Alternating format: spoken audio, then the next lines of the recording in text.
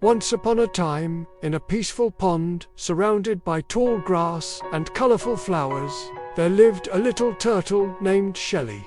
Shelly had a beautiful green shell with golden spots, but she had a big secret. She was terribly afraid of water. How can a turtle be afraid of water? The other pond animals would whisper. The frogs thought it was silly. The fish couldn't understand it at all. Even the dragonflies giggled when Shelly stayed on her favorite sunny rock all day long. Shelly's best friend was a cheerful bluebird named Pip. Every morning, Pip would fly down to Shelly's rock and chirp. Good morning. Want to swim today? And every morning, Shelly would tuck her head into her shell and say, Maybe tomorrow, Pip. The truth was, Shelly had never learned to swim properly. When she was very little, she had slipped off a lily pad and gotten water up her nose. It was scary and uncomfortable, and ever since then, she stayed far away from the deep parts of the pond. One sunny afternoon, Shelly was basking on her favorite rock when she heard a desperate voice calling out, Help! Help! Shelly poked her head up. It was Pip. Her friend was caught in some old fishing line, tangled in the reeds at the far end of the pond. Pip flapped and struggled, but the line only wrapped tighter around her wing. Shelly, I can't get free! Pip cried. Shelly looked around frantically. The frogs were napping. The fish were too deep underwater to hear. She was the only one who could help, but the reeds were in the water. Deep water.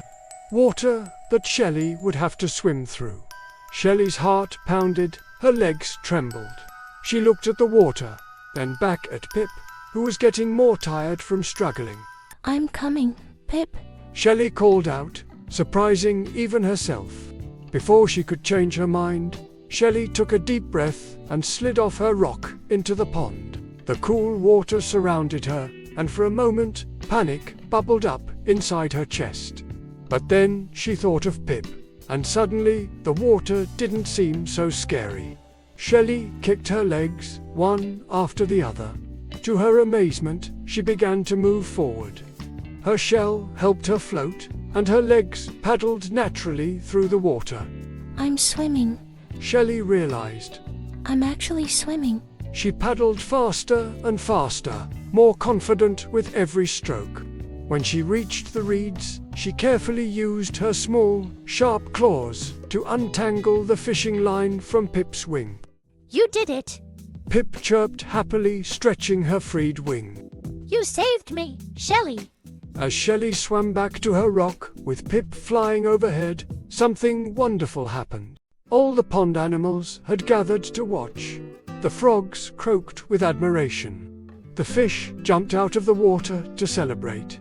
Even the dragonflies did loop-de-loops in the air. You were so brave!